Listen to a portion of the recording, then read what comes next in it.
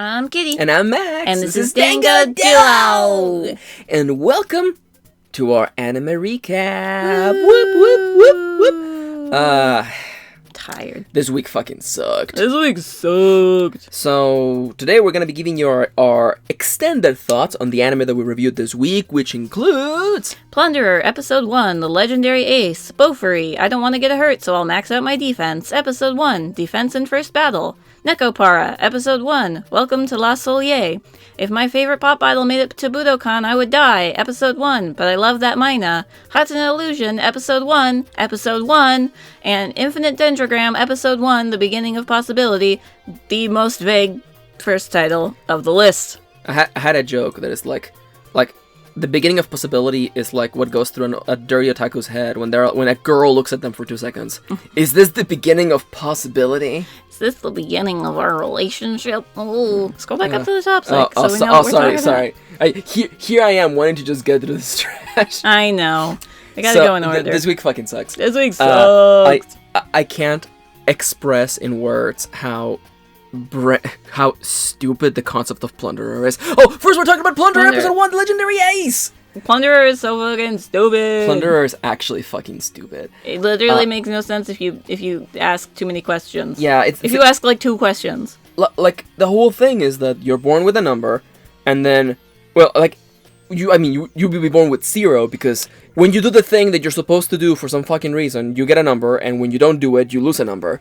And if you ever hit 0, as you would if you were born as a baby with nothing, you would die. You just get sucked under the earth into the fucking abyss and die. And there's an example that I pose where it's like, well, what if your thing is that you need people to tell you that you're cute, but then you're a baby and someone calls you ugly, you just fucking die? Yeah. Hands come down and just drag you under the earth. And the worst thing is that like this first episode it's fucking stupid, and it already has like protagonist Hina. I guess. I guess she's our protagonist. Her number is the number of thousands of miles she's walked. Kilometers, yeah. Kilometers that she's walked. How could she possibly have a negative number? How could she ever lose? Is it walking in reverse? Is that what it is? Is it if she stops walking for a day, she starts losing numbers? It's almost as if someone didn't think about this, and they just thought, hey, that's funny. And then I put it on her thigh so that we could look at it. Yeah, so we can look at her. Also, she gets sexually assaulted for 23 minutes. It's grim and it's dire. So, and by our other main character for half of it. And the worst part is that, I thought the whole time that, Hina was gonna get in trouble, and then he was gonna do the anime thing where he's like, I'm gonna take off the mask and the wig, and then I'll reveal that I'm actually the legendary cool Ace. Guy. But no, he just, I guess, snaps out of it, and then the mask breaks, and then the bad guy cuts his hair. Yeah. And it's like, oh, thanks for the haircut. Also, there was a sword in my plush. Also, my plush has a number on it, or my sword has a number on it too, even though that doesn't make any fucking sense. Also, he has a negative number. He has a negative 9,999. I mean, that's just a ruse, but still. Fucking... Is it? I don't know. It took the characters like fucking 2 minutes to figure out that he was faking it, because they're fucking dumb. It's fucking dumb. Is there anything else you want to say about Plunderer? So anime is dumb and terrible, and I hate it. Yeah. And if you like it, you're dumb and terrible. Let's talk about BOFURI, I don't want to get hurt, so I'll max out my defense. Episode 1, Defense in First Battle, also known as fucking... No, what? Go ahead. You can't kill me. Okay. And then the girl chugs potions. This is another anime that involves the protagonist chugging potions to not die. To develop an immunity to poison. So, the reason why this anime is not funny is that all of the jokes, the comedy in this game, if we could even call it that, is that our protagonist just keeps unlocking more and more defensive traits. My thing is this, okay? Are you ready? If this game worked like this, and if in the course of 2 play sessions, she could make herself indestructible, why wouldn't everyone go through that? Mm-hmm. Why wouldn't everyone go through that and then basically start playing their character normally now that they're invincible? Now that they're immune to poison and hits. This is the kind of stupid VR and just MMO storyline where it makes no sense if you actually think of this as a video game. Because what do players do in a video game? Fucking, they break things! They look for the easiest and shortest path towards what they want to do. Mm-hmm. And if your goal is to be the ultimate strong person who defeats dungeons on their own, you would become indestructible first. Yeah. Or, I guess, that it goes the other way too. That maybe if you become really good at attacking, you can just kill everything instantly. I guess. Sorry. So we're thinking too hard about I've this. put way more thought into this anime than the person who made it did. Yeah. So, is there anything else you want to do or say? I'm just like, video games don't work like that also. Did you like the fact that she ate the monster and was able to describe how it tasted? What video game would let you do that? That's dumb. That's fucking dumb. Speaking of dumb... Nekopara, episode 1. Welcome to Soliel. I guess. Fuck. Okay. Nobody thought this was gonna be good. No. Let's just come out and say nobody thought this was gonna be good. It's fucking Nekopara. Like, it's Nekopara, much like all ecchi games, exists for one purpose. It's to get people to get off. That's what it is. Yep. And sure, that will sell copies and, you know, you will make some money on it. But should you make a full anime on that? No. Please it's end really this bad. anime out of existence. To me, the most egregious part is how, like, the cat girls age up really fast. Like, we're talking about, like, are they, like, 5 years old? I have literally no idea. And I don't like it, and it's creepy. It's and really gross. They all look underage. Yeah. And then the other cat girls that you get introduced to are just like the most annoying shit. There's a whole segment about peeing in this episode. It's true. And which had me asking the question, do these girls use litter boxes?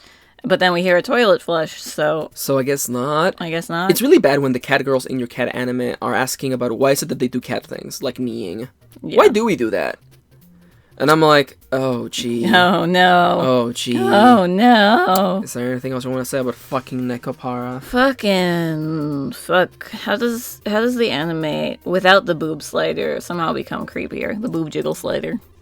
I'm not making that up. There's a rant inside of me right now wanting to break out about the whole nature of the fantasy of a cat girl, which is ultimately just the servant. It's one to have a fucking sex slave. That's what it is. That's what it is. An underage sex slave. Yeah.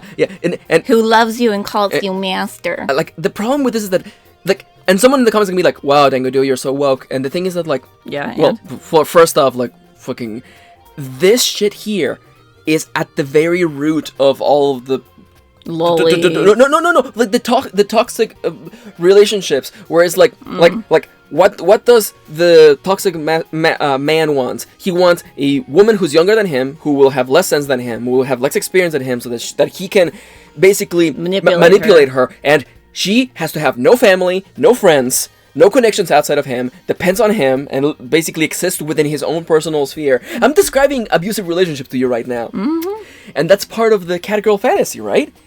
She showed up at your doorstep in a box. Yeah, she Isn't has that no fucked other up? family. Did she actually go through the mail in a box? Do you realize how fucked up that is? Anyhow, it's nowhere near as fucked up as abusive relationships. But anyhow, it's just the kind of shit where once we, as people who, we analyze stories because we love stories and we love fiction, I can't unsee that. I can't unsee it for what it is, which is this fantasy of wanting to have a woman who basically owes her entire life to you. And then thus will serve you. And thus will serve you. In any way you want. In any way and capacity.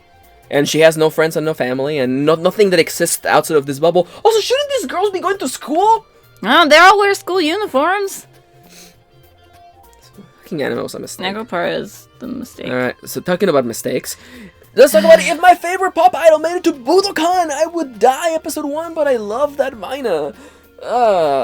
I hate this anime. I want to let you know that in our notes for the episode, we did have size dramatically in the notes. Yes.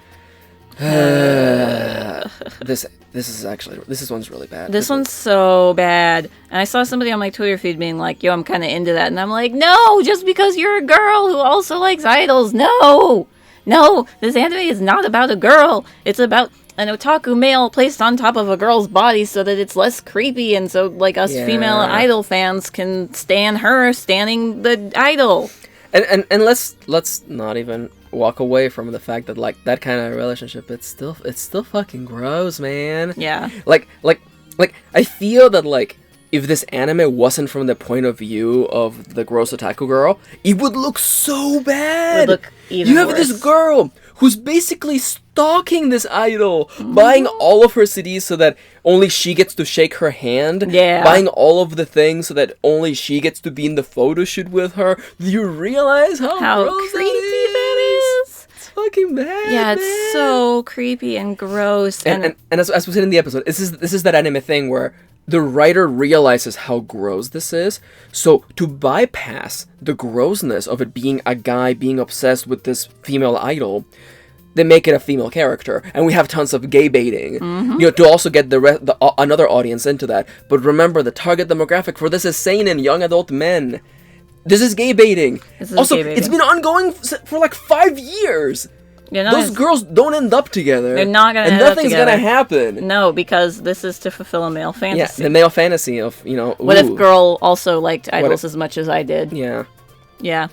No, I hate everything about this screams like pandering and it just makes me so uncomfortable and gross. And like it's the kind of shit, like I said in the review, that makes me like not say that I like idols, because it's this like gross possessive shit. Like when we went to the Roselia concert and there's all these fucking dude bros being like, yes, I went to Japan and stayed in the capsule hotel just so I could see this one band perform, and I, blah, blah, blah, blah, blah, blah, blah, blah. I'm so entitled to them because, I'm a big fan. And I hate this culture so much of like, I will spend all of my money on this idol who, let's be real, is probably half manufactured to be that way. Like I mean, like the companies that that run these idols benefit from this toxic relationship. Let's not exactly. They encourage it. But let's not ever pretend for 1 second that this toxic relationship doesn't take the next step where it actually becomes abusive, as in the example of Umi's voice actress. Yeah, of everyone sending her, or rather, Umi. Umi. Yeah. From Love Live. Love Live. When she announced Mimori Suzuko, I think, when she announced that she had a boyfriend, a lot of people like burned all their merchandise of Umi, because now the voice actress has a boyfriend. The person who plays this idol has a boyfriend. The person who plays not the idol, because there's no men in Love Live. Yeah. Yeah, it's so fucking dumb. Yeah. I hate that culture. And don't forget the harassment that was hurled at her directly. Yes, there was also like an AKB member who was like constantly hurled harassment too. That was fairly recent in the news, and by fairly recent I mean like a year ago at this point. But like who opened up about a sexual assault charge and was forced to leave her idol group and forced to make a formal apology video about disturbing the peace, basically. Like, idol culture is fucking toxic, and I don't want this gross shit glorifying it as though it's normal. It's not normal. I fucking hate this. Yeah. So that's what Yep. So that's what we really thought about Budokan. There's someone in the comments like, guys, you probably shouldn't watch anime. And the thing is, the number on our bodies keep going up every time we watch bad anime. So we're kind of in this for the long run. Talking about the long run, Hatena Illusion. I have no segue. Episode 1, titled Episode 1. Yes, it's titled Episode 1. I guess titles are too hard. Titles are too hard. Coming up with ideas. Jigsaw Wed is too hard. Jigsaw Wed is too hard.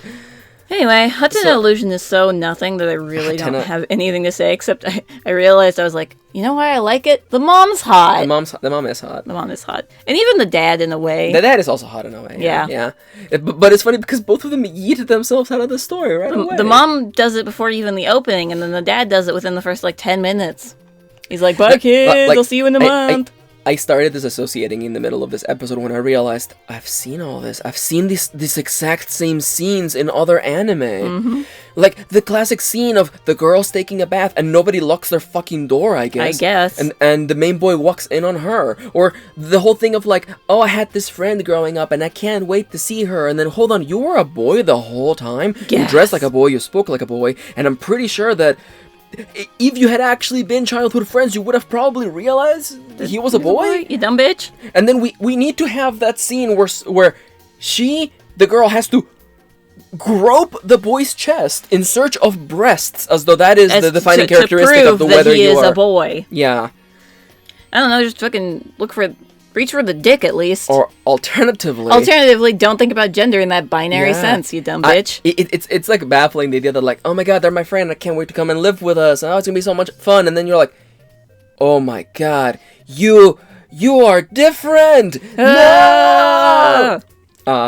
This is some 2000s understanding of gender, if I ever saw one.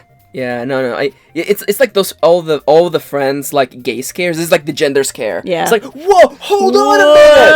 I can't be friends with a boy. Culture tells me that you either fuck a boy, or you marry him forever, or you get fucked by the boy.